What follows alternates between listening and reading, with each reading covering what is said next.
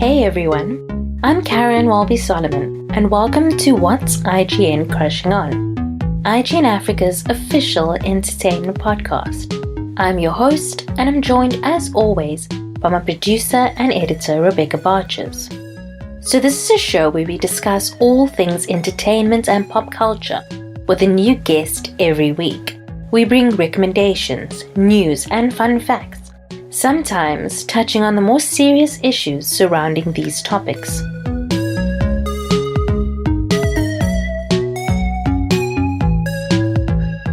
Welcome to 2021. We hope that this year brings you love, joy, and happiness. And even though we still have to stay at home and take precautions, I kind of hope that we can still make the most of the year. This week's guest is Sibongile Mafu. She's a presenter on KFM Mornings, an editor, writer, all-round cool human. And we spoke about a range of topics, like how she gets up so early in the morning, Amazing Race, being a woman in sports journalism, and how admirable Chloe and Halle are. So, we don't want to keep you too long. Here's our interview with Sibongile.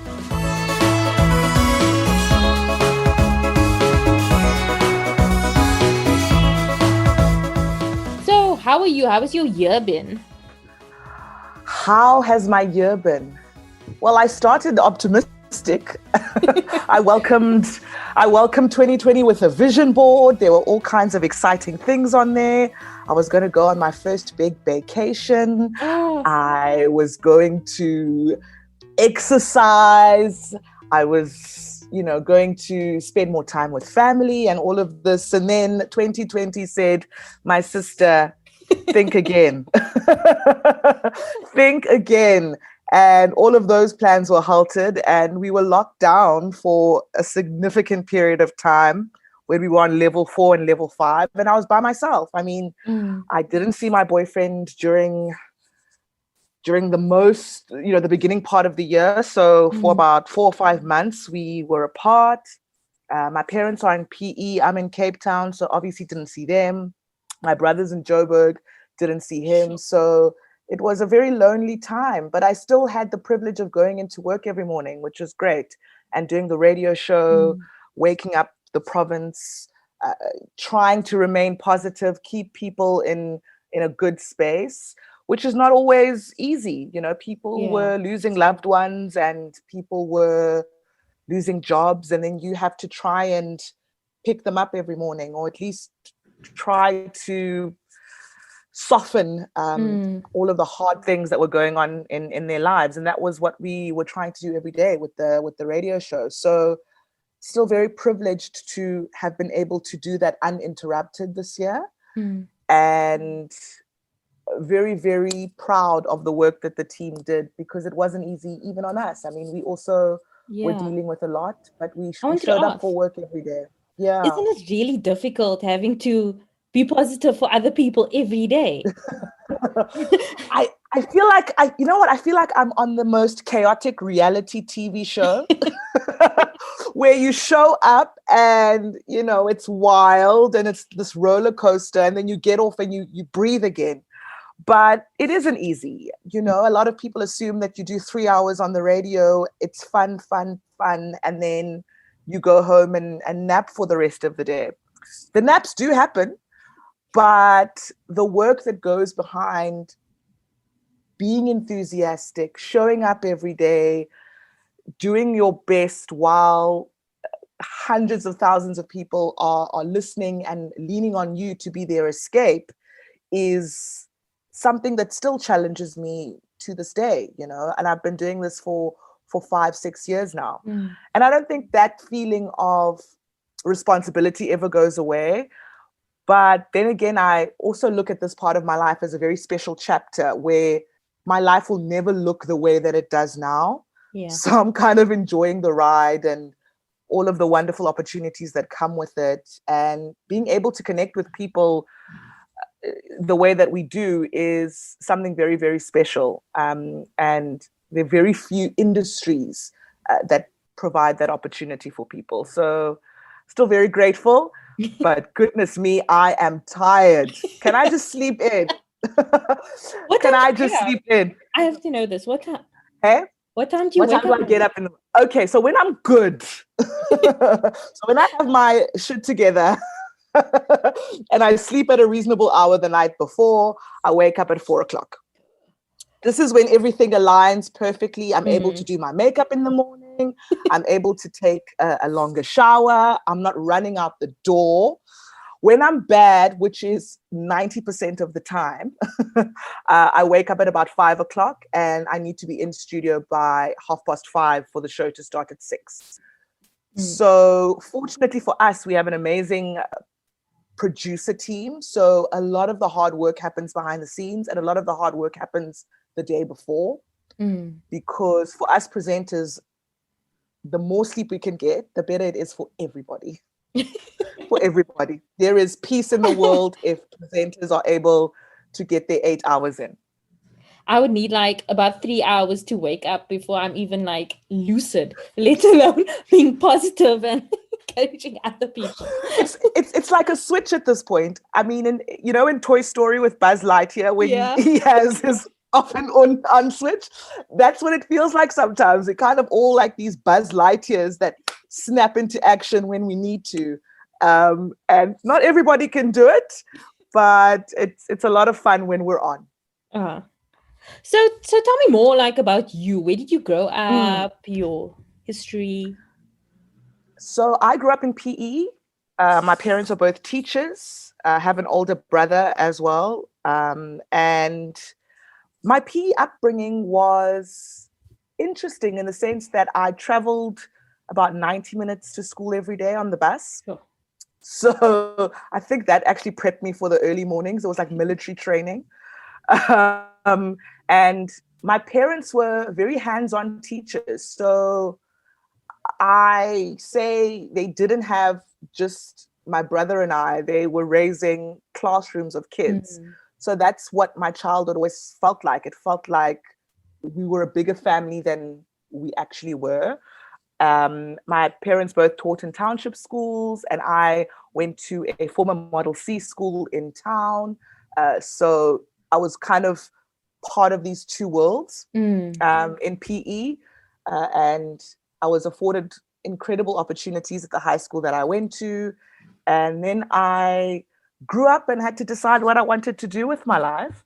And fortunately for me, my parents didn't fight me when I told them that I wanted to do journalism at Rhodes.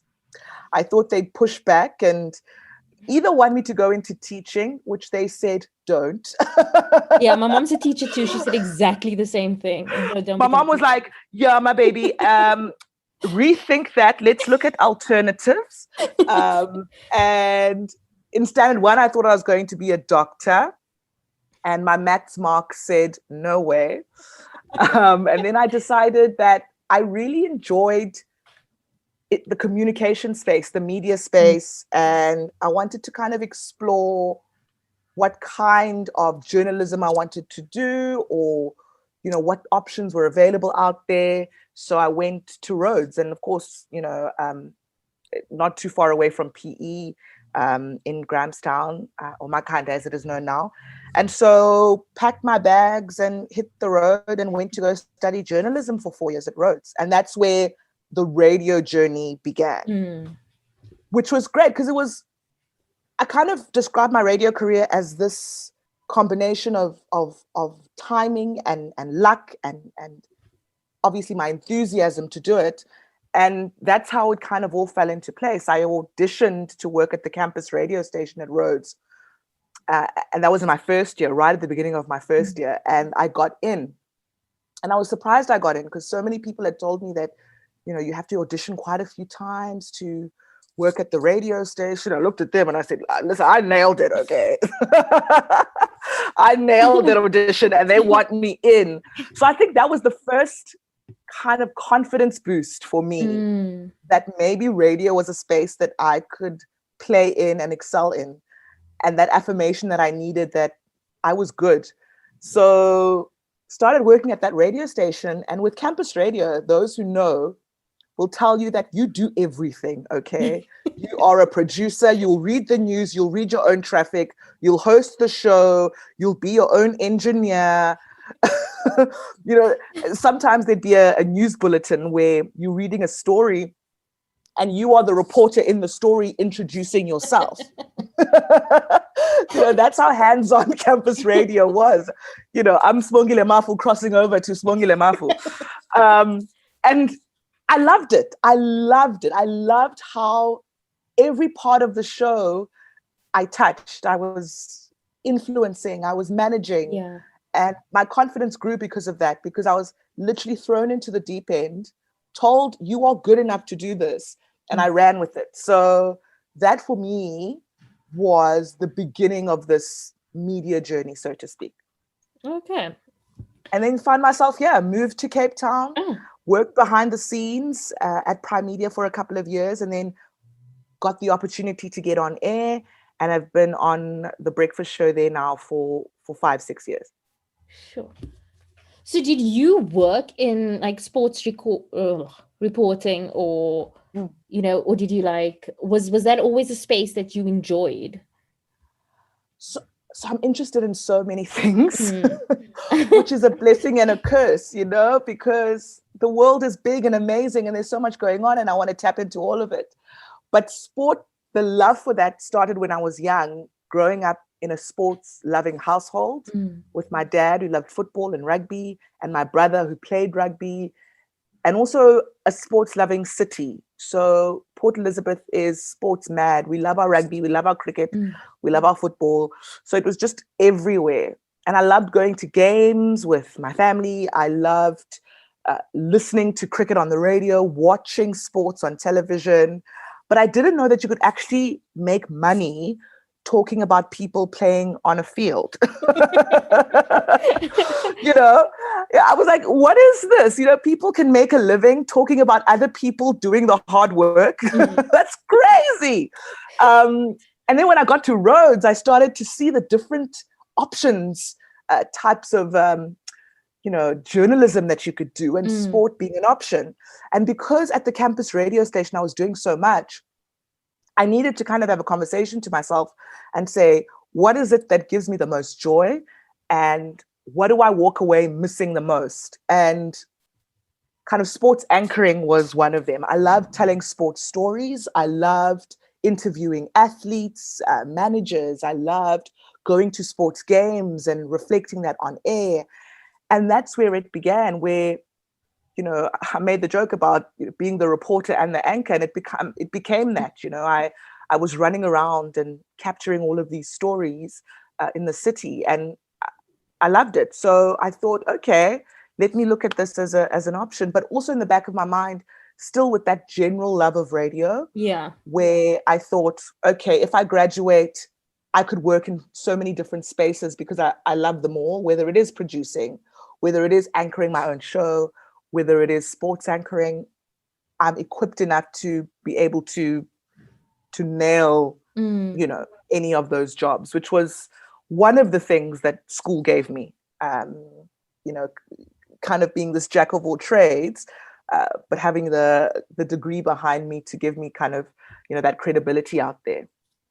So being a woman in sports broadcasting, how tough is it? Like, I want to know. I can't even imagine. I mean, we talk about the bro culture. Yeah. And that permeates in most of, you know, the sports environment that you work in, whether it is in broadcasting or whether it is in the professional sporting space, if you're an athlete, a female athlete in the sporting space. But in broadcasting in particular, it's tough because it takes you a bit longer to get in, to get that trust. Not only from your fellow professionals who are mostly men, but that's changing now, but also from fans, from listeners, from viewers who, because they haven't heard or seen women in that space often, there's a mistrust of our capabilities. So every day you show up to work, you have to try and convince Johnny and Sibongile and Thomas that you belong there. And you have authority in what you're talking about, can sometimes be very frustrating because it distracts from the actual work. because you're too busy trying to convince them that Mm. you should be there. So that's been frustrating. But then on the other hand, there's also been so many prominent, visible sports broadcasters who are women that have been there for so long that have kind of made stepping into the space a bit easier. I mean, I always say that when I leave my chair or when I walk away from what I do, I hope it's easier for the next person who comes in, the next woman who comes in. And that's how I felt, with your Carol Chabalalas, with your Motsidi Mohono. And for me, that is important, where we need to see each other in the space that we're in, so that when we do leave, it's easier for the next one. Yeah. Have you also noticed that, like, the with the increase in the amount of like female sports journalists, there's been, I just feel like like we see more about like female athletes, Mm. like, women's teams that we, especially in South Africa, that we didn't see before. Do you think that's like a Yeah. conscious change that is happening, or? Oh, definitely. I mean, the stories that I hear now during a sports bulletin, for example, are completely different to the stories I heard 10 years ago, where it was just men reflected in the news bulletins. The only time you heard of, female athletes was when the Olympics rolled around, or when there's a tennis tournament, Serena's doing a thing. But now you start to see the shift of us reflecting more of our local athletes, the women who are doing incredible things in the cricket space, in the football space. And I must say also that goes down to winning. Do you know what I mean? The people are paying attention because, for instance, Banyana Banyana are bringing trophies, and it shouldn't be like that. The support should have been there long ago. Who knows how far these teams would be now if they had been given all of the opportunities that the men were given. But they still are doing the things even with the limited resources that they have. So definitely the shift is happening, and there's a deliberate choice to reflect these stories. Just like you choose to reflect Bafana Bafana in your bulletins, or you choose to reflect the Proteas men's team in your bulletins.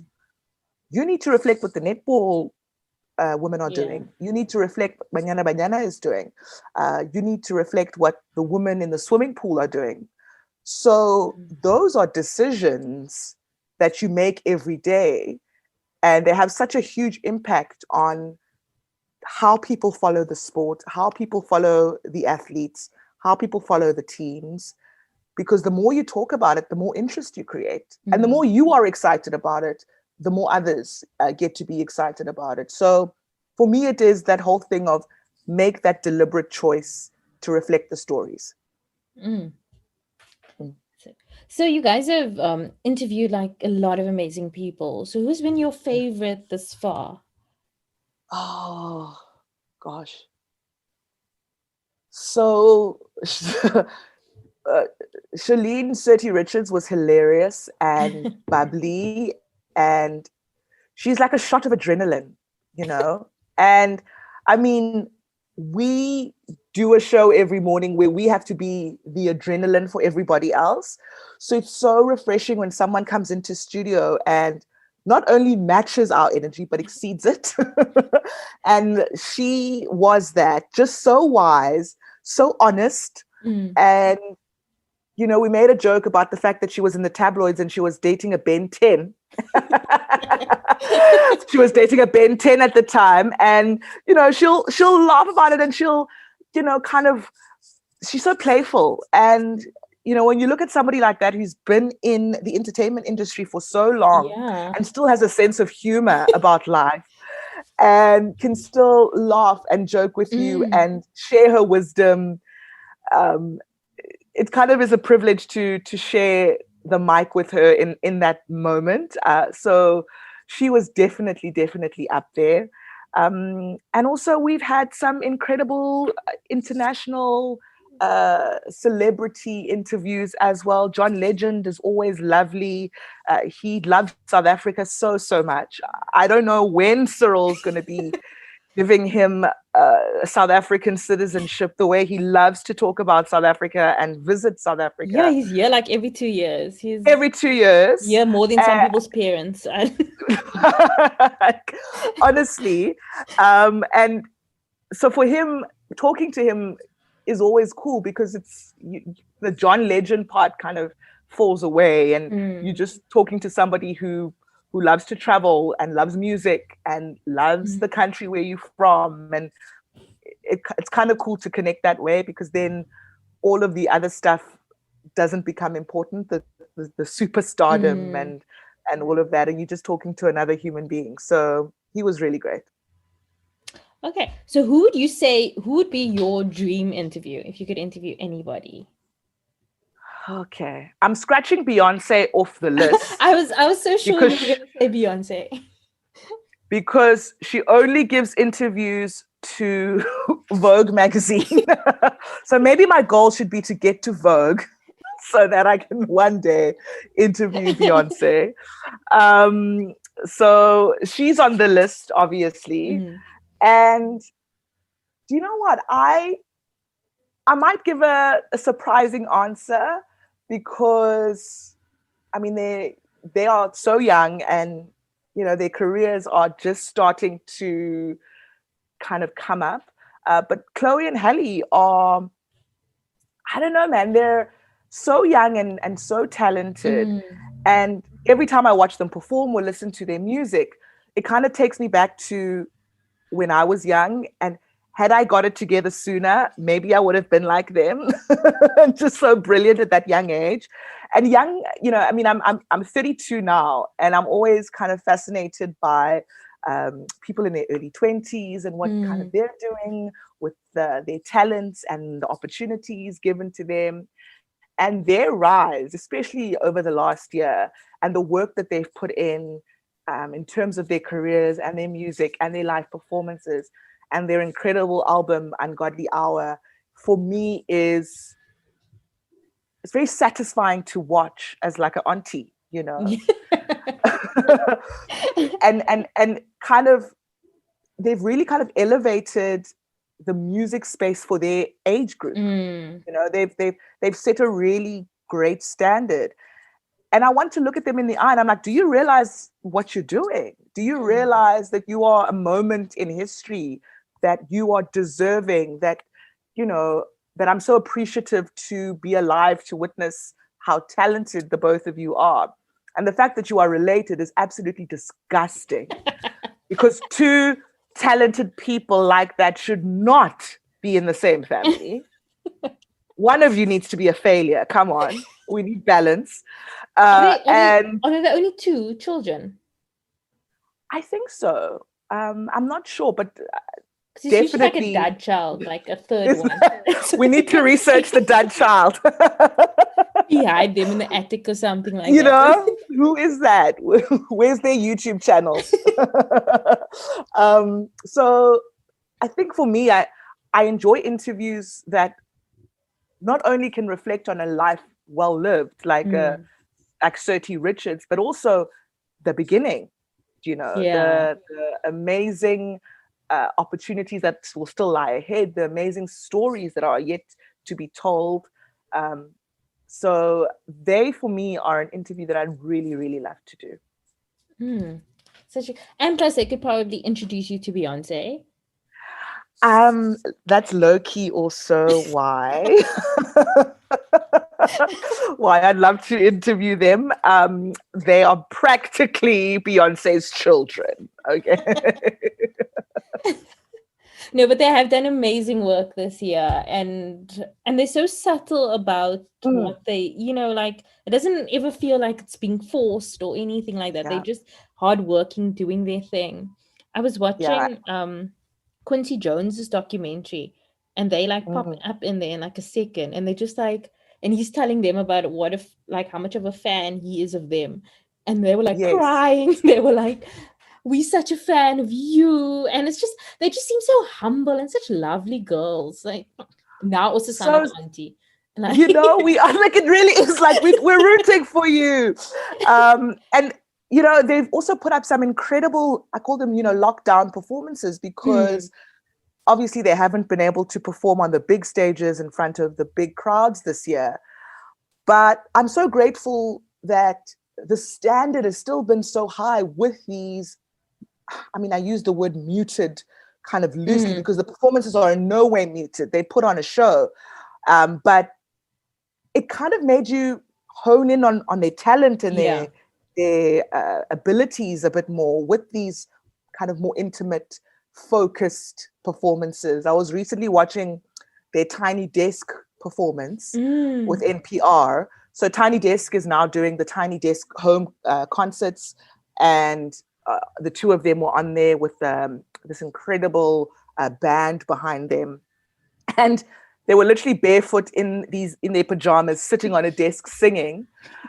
They weren't even singing; they were singing, and they looked like they were in their bedrooms just playing around. But the talent and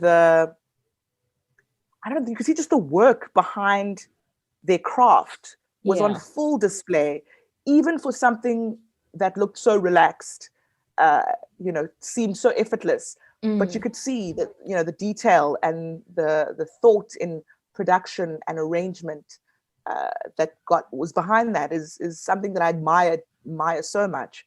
And for them to be so switched on at their age also blows my mind, because I don't know what you were doing at 22, but I was definitely not that.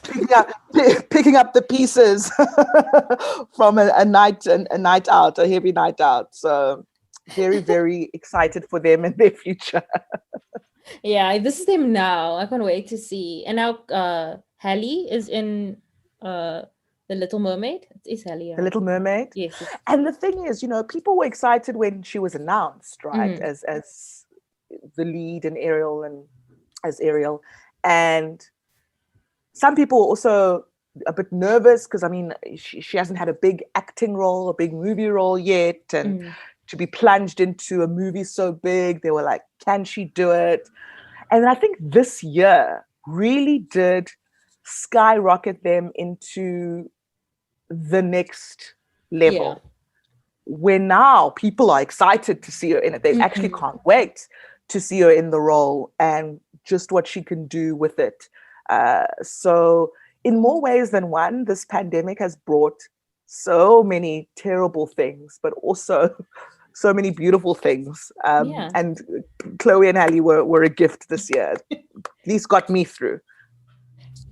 So I used to really enjoy your Bachelor Live tweets. I really did. So how excited are you for The Bachelorette, and what do you think it will be like? Because I see they're filming now, and under the pandemic, it's going to be wild. Oh yes, Bachelorette essay with Qiniso, which is coming out in February, if I'm not mistaken, in 2021. So I'll be brutally honest. The Bachelor essay, first 2 seasons, I feel like we got ourselves excited because it was new. We've been waiting for it for so long. And I think the audience made it the success that it was, right? Yeah. But the shows themselves were very underwhelming for a lot of people. The Bachelors were pretty underwhelming. You kind of tuned in every season hoping that something was going to happen, or that it would get you hooked. But I think we were watching for hope more than anything. Hope to be entertained. Exactly. And I don't think they ever got out of first gear per se. And that could be a combination of things. It could be a combination of it's new and we're trying this out and we're still figuring out the growing pains. It could be the fact that they didn't get the right bachelors for those 2 seasons. I'm not sure. Or people who are ready for that process. And also perhaps, contestants who didn't realize what they were getting themselves into maybe, and were kind of also a bit let down, just like viewers were let down a little bit with the experience. So what I'm hoping with Uqiniso, who I thoroughly enjoyed as a contestant on The Bachelor, because she's just energetic, she's enthusiastic, she's game for everything. Yeah. At the very least, she's going to entertain the hell out of us, give us something to tune into every week, and not just rock up in board shorts and flip flops and expect to be the most desirable person in the room. You know, Yeah. she will show up for the show. That I don't doubt at all. I hope they get a decent batch of men for her, because we already know the South African man's struggle is so real. Even finding one, even finding one decent one. Even imagine 22. I can't. 22 decent South African men. Where are you going to find that? How are they even going to, quality control? So that is the only part I'm worried about. I'm worried that, the quality of men may not be to Qiniso's level, because she is phenomenal. But I think even in that is the reality of the South African woman dating in this country, where you are going to have to wade through the mud to get to the love of your life, because we're all wading through the mud, and I really am excited about seeing Qiniso figuring that out, and having her own space and her own time and controlling that space and controlling that time, as opposed to working according to some other person's schedule and their whims. It's going to be all about her. Yeah. And I'm really, really looking forward to it. I might actually stick to doing my live tweets and my live Insta stories now, because Qiniso's going to be interesting and entertaining. There's going to be something to talk about, basically. Yeah, and I think that she's charming enough. Like the problem I had with the previous 2 seasons is that when the exciting girls left, I lost all interest. Like, I couldn't carry on. Like, I mean, I had to, but it took a lot out of me to finish it. You had a professional obligation. Yeah, I had a professional obligation, but it took a lot, because it was so, like, I wasn't interested in the guy. Like, he was just too sourceless. Yeah. That was, for me, also the big thing, where I need you as the lead of the show, as the Bachelor or the Bachelorette, to feel like the Bachelor or the Bachelorette. Yeah. So you come into dates with energy, my babes. You go to group dates, and I need to see you interacting with people, getting excited about people, just showing some life, And just be more creative. Those dates were so, especially, I mean, I don't remember the first season as well, because I enjoyed watching that. But the second season, oh my gosh, the dates were so so boring. And how can you have boring dates when the pandemic hadn't even hit yet? Exactly. Like, I've seen the American ones. They go on helicopters. They do fun things. They travel overseas. They go to exotic locations. There wasn't enough of that. I love a good romantic story, right? Where the couple takes us on a journey and they end up happily ever after at the end of the show. And I think what our Bachelor series lacked was romance. It lacked adventure. It lacked kind of the passion. Do you know what I mean? Yeah. Where we were hooked on either one storyline or multiple storylines, Yeah. So I think, like, the editing, the way that the direction of the show went, like, they should have, that the American ones are heavily edited, and they do the most, they edit in the problematic parts. They get this one to say something that's going to cause controversy. Like, do that. But, like, I mean, the second season, the girls really brought it a lot at the time.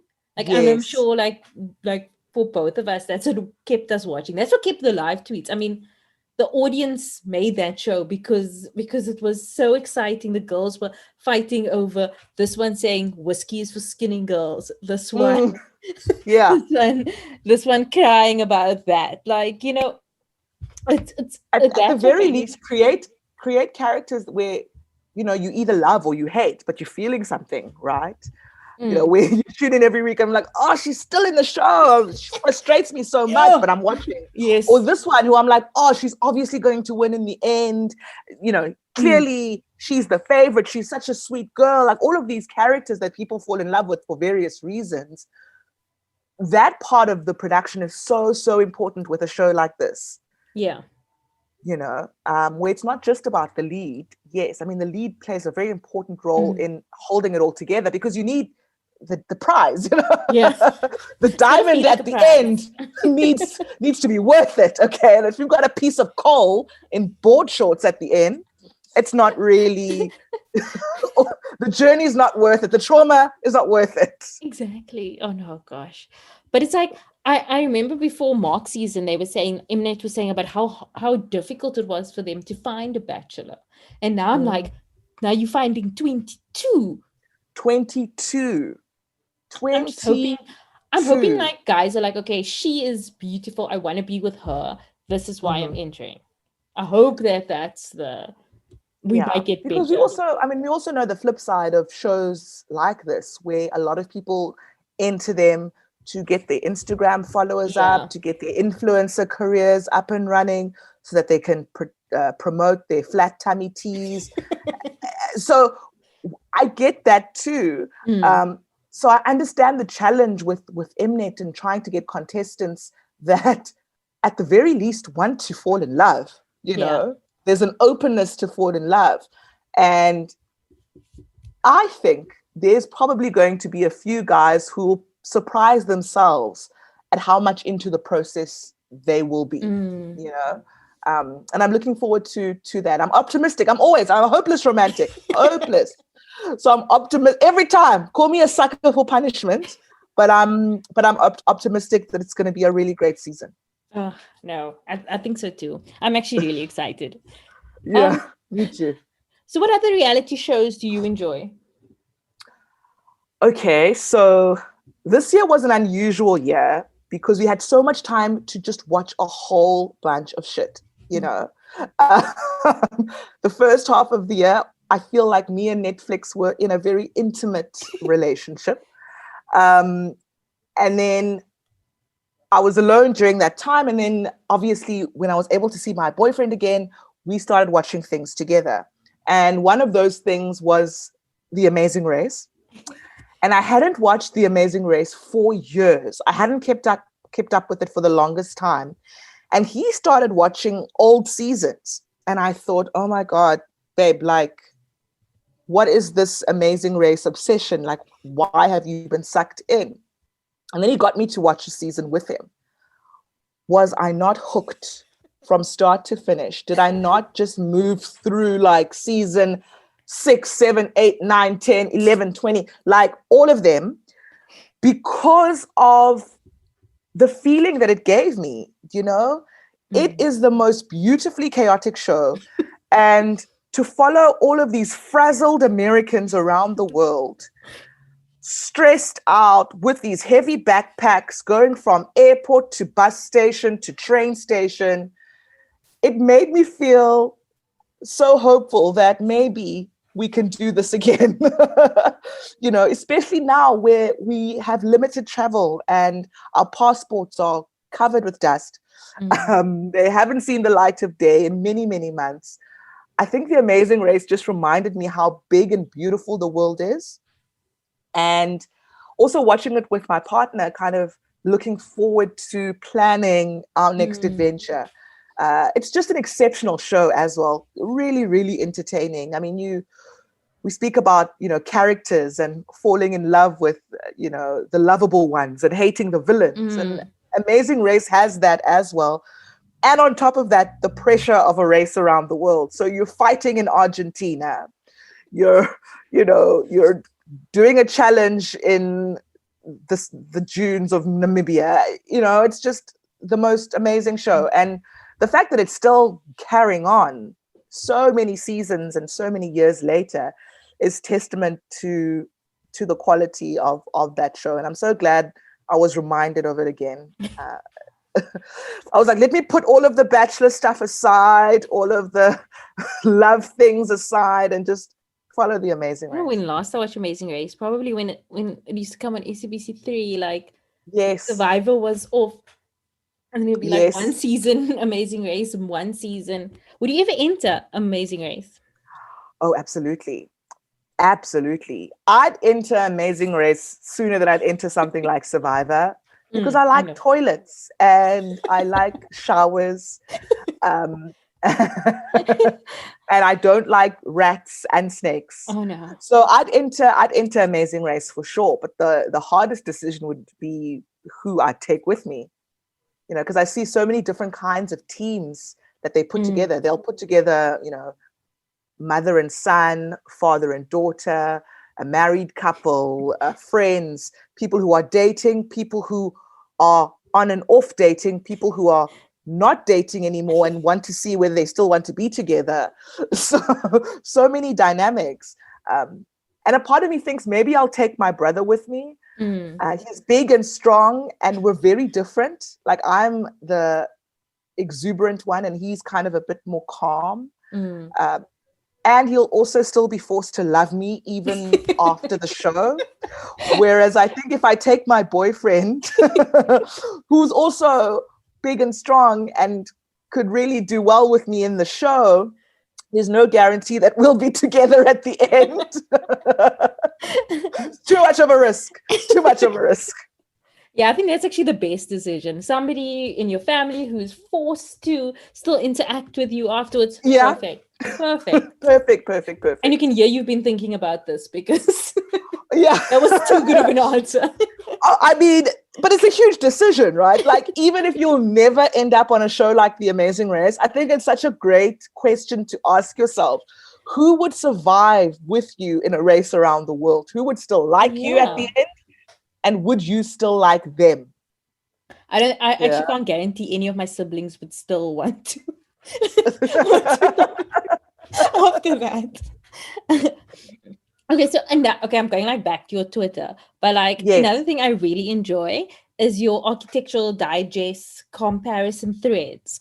So was that like something you were always like, you always used to watch it or you were always interested in, or where did that come? So when we were locked down for the first couple of months, that really hard lockdown, I was obviously in my apartment for large stretches of time. So I'd look around and I'd be like, oh, I'd want to change that. I want to buy this. I want to change up the space. I want to buy plants and different things to make my home a bit more homey, right? So I found myself really like hanging out in, you know, the architectural digests and the Pinterests where, you know, people showcase their design skills. I was watching a lot of shows around home renovation. And obviously with Arc Digest, they come out every month and usually a celebrity on the cover who's showing their big, beautiful home in the Hollywood Hills or their, you know, Soho loft in New York. And I thought, this is so pretty. It's so pretty. And then one day they released Kendall Jenner's edition of Arc Digest. She has a really, really beautiful home. And I'd remembered that Kylie was also featured in Arc Digest and her style was very, very different to Kendall's style. And I thought, it's the internet. Let me pit two Jenners against one another. People will love this. So it was kind of more of a joke at the beginning because I was on those pages and then obviously loving celeb culture as well.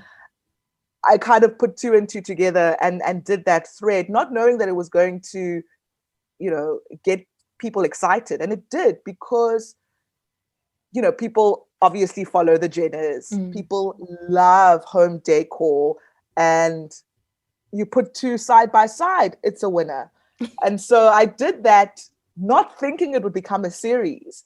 And then it kind of gained popularity a bit when I started looking a bit more into the different kinds of homes that celebrities have, their personalities, you know, kind of pitting two celebrities whose sometimes their aesthetics are similar, but they make different design choices. And putting them against one another, and people also learning what kind of aesthetic they like or they enjoy, which was fun for me as well, and trying to get that conversation going too, which was really, really cool. So no, I mean, I've been a bit slack lately with another thread, but I'm definitely going to pick it up again because people really enjoyed it. I enjoy putting them together.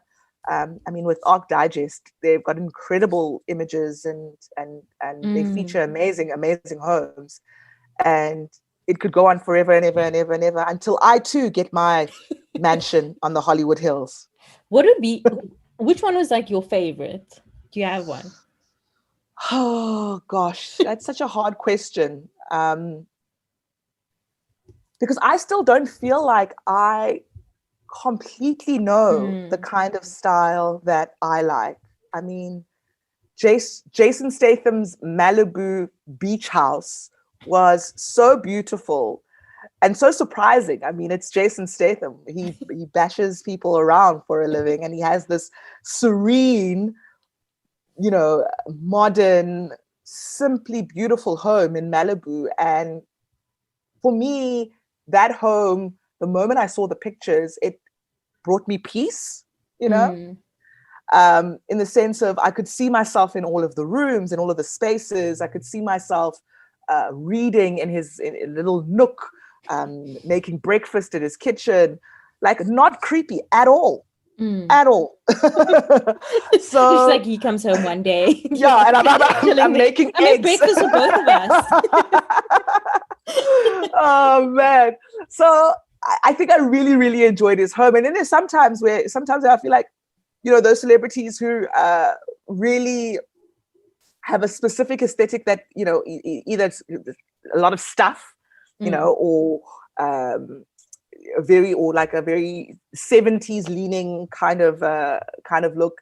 Sometimes I'm like, oh, I really like the different decisions they made there because this is very unique and very very special. Like Dakota Johnson, for example. Oh, her kitchen was my fave. Just so beautiful. And I don't know if I would have been able to do that for myself, but seeing that, like how she put that together, I'm like, oh, okay, like it's possible. She really has an incredible home, and she fits her home. Her personality fits her home. And that for me is also cool because you can see that she had a hand in creating that space for herself. So the last time we spoke about like how heavy Chadwick Boseman's death was. So so I just wanted to maybe speak a bit more about it was like one of the most I feel like I'm still sad about it. Yeah. You know what I mean? And like it was just such a hectic moment this year. Like maybe we can speak a bit about how important like the role he played was. So it was a blow, hey? It was a really, really big blow. And there'll be days where I'll remember that he's no longer here and it'll shock me like the first time I heard the news. I mean, we lost him all the way back in August now, and recently it was his birthday. And you were kind of re-traumatized by the loss of Chadwick. And I don't think that's going to go away anytime soon, where your heart kind of feels this immense loss and pain when you hear his name, when you're reminded that his last project is coming out or his last magazine cover is out, and like all of these things that remind us that he was here. That loss, I don't think will ever go away. And for me, I think the hardest thing dealing with the fact that we won't see him anymore is just how much more he had left in him, and just by how hard he worked when he was here and was ill, and how much he gave us when he was here. And clearly he was doing it for the love, the passion, the respect for the art, and obviously still wanted to work more and do more and produce more. And how every project that he involved himself in was so deliberate and so I don't know, it was so thoughtful. Mm. His work was so thoughtful. Even in a big, shiny franchise like Marvel with Black Panther, it still felt deeply intimate, Yeah. And that's Chadwick. That was what every part of his career felt like. It really felt like a personal relationship. And when we heard the news of his death, we were all kind of numb. Yeah. That was the general feeling around the world, where we'd been punched in the gut. And I don't know, I will always have the work that he left behind, obviously, and the projects that have still to be released. But it really just felt like the beginning, Yeah. the coming into his superstardom. And even then, he was still the regular guy, you know. Oh, yeah. It's still very, very sad, and I'm very thankful that he gave us the gift of working through his illness. Because I think about that sometimes. I'll watch different projects of his, and I think, how much pain was he in? Mm. Was he taking care of himself, or did he leave it all on set for us, for the Sure. craft? And that also, touches my heart, that he really was about the work. He really was about the culture. Yeah, and it's like, and it's still the fact that like nobody knew he was ill. Yeah. Like no, Mm. can you imagine like living with that and not being able to tell anyone? I still haven't seen the I know the MTV did like a tribute thing with Robert Downey and stuff. I couldn't watch it. I was I like, can't. Yeah. I clicked on it and then I was just like, I couldn't. It's like still feels so fresh, like the wound. So fresh, so raw. I know he has a movie out with Viola Davis Yeah, this coming out Friday. soon. Yeah, Ma Rainey's Black Bottom. And I'm not ready to see that either. Just from watching the trailer, obviously, and hearing Viola talk about working with Chadwick, this role and what he gave to this role, I don't think I'm ready to see him on the big screen like that yet. It's going to be very difficult. And also knowing that after this, that there'll be no more. There'll be no more. Yeah. The finality of it. And also working with someone like Viola as well, who is also equally brilliant and so important to Black culture. And now seeing them together up there, come on. Give us a break, Give us a break. Oh my gosh, I'm sad again. Okay, but I also bought this episode. It's my own fault, but still. It's your fault. Yeah, you did this. You did this. Okay.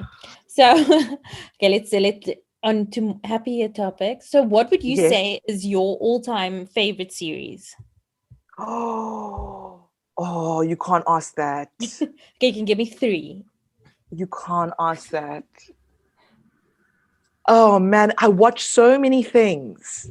So many things that, it's like asking book lovers, I guess, their favorite books, and movie lovers their favorite movies. You love different shows at different times in your life for different reasons. Gonna have to think about that. I know the internet hates Friends at the moment. There's like a Friends hatred. For me, when Friends was on growing up, watching it, that was the pinnacle of escapism for me. Yeah. That was happy TV watching time, And I think with a show like that, which obviously ages and there's different generations that are introduced to it, some like it, some are not liking it, some are falling out of love with it, some people are falling in love with it. That for me represents still a powerful pop culture moment, And I think Friends is that. Like, it is a pop culture juggernaut. Yeah. And they were paid handsomely for it. So, they got their coins and their flowers.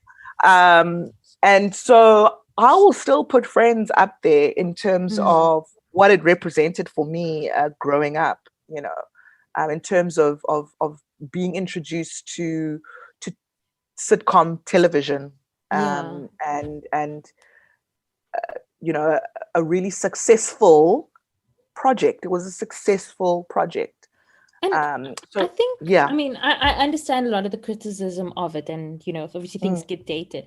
But I caught an episode recently on like Comedy Central, and it was just about like the different like income disparity between the friends, like when you're in your early or mid-20s.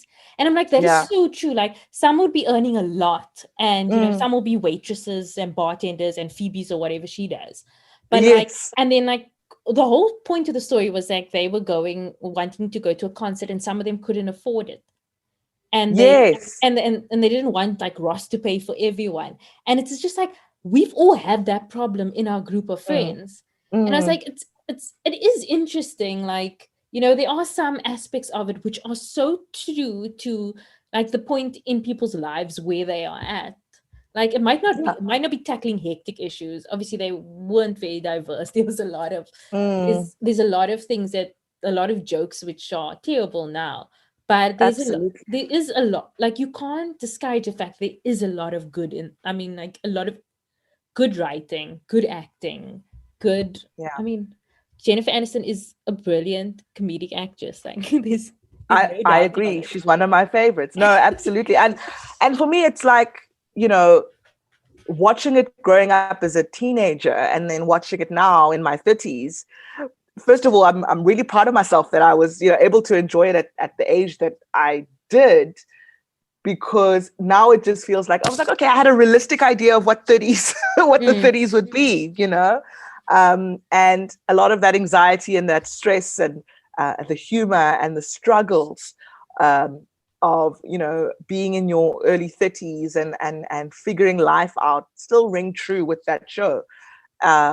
And you're right, like there's still some problematic parts, and you'd struggle to find shows from when we were growing up that do age well, So for me, it's I think I also just look at it as someone who works in the media and entertainment space, where when a project really just hits the mark, it's a magical thing, and it was one of those programs. Yeah, it was a cultural reset, as they say. Yeah. As the youth say. Yeah. Okay. Yeah. So, who was your first celebrity crush? Oh, my first celebrity crush. Oh, Chad Michael Murray. Remember when he was the teen heartthrob dude in every movie? A Cinderella Story, Freaky Friday. Did you like him in Freaky Friday with that long hair? I did. Because he has a beautiful face and he's just so broody. He was like playing that broody role. I mean, we'll debate whether he was a good actor or not later, but he really did the whole brooding rebel thing really, really well. And then obviously he moved on to One Tree Hill, which I really enjoyed. And I thought, oh, they're going to kill me with this guy. I love him. So he was kind of my first crush, in the sense I followed the shows that he was on and the movies that he was on. And I'd search Google Images for photos of him. I'd look at who he's dating. I'd be like, oh, what kind of girls does he like? Oh, okay, cool. Oh, he's with Sophia Bush now. Oh, they divorced. That's a shame. That gives me, a chance. So like that was my first obsessive celebrity crush. And he's aged well. Like, he still looks pretty good. Yeah, I saw him in Riverdale the other day. And I was like, oh, okay. You're still a snack, a mature snack, but a snack nonetheless. No, I really enjoyed it. And that's my honest answer. I mean, I could throw out Usher to you. I could do all of that, but I wasn't Googling Usher as heavily as I was Googling Chad Michael Murray. It was around the same time, though. Like Usher It was. Yeah. Usher was up there. He's definitely in my top 3 celeb crushes growing up. And I followed him obsessively as well. But thank you so much for joining me on the podcast. This was lovely and was such a great conversation. So thank you so much. Thank you for having me. I feel like we could chat for 5 hours about all of the things. It was so cool to like reflect on my favorite things and what I've been up to. And so thank you for having me.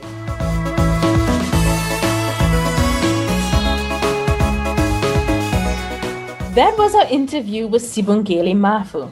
You can find her at SBOSHMAFU on Twitter and Instagram, and links to everything we discussed will be in the show notes. Before we head out this week, Rebecca, what have you been crushing on? Hey, I have been watching The Crown. I just started with season 4. Yeah, and I got through all of the seasons in the space of 2 weeks because I became obsessed with it essentially. And now I can finally watch your YouTube, discussion with Fani Nani Pia. Yeah. So I'm looking forward to that. And also, I know we shouldn't have New Year's resolutions because 2020 was a bit of a mess up.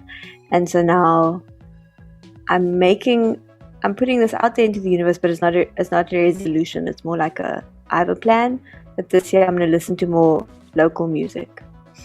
And so I will be crushing on local music this year.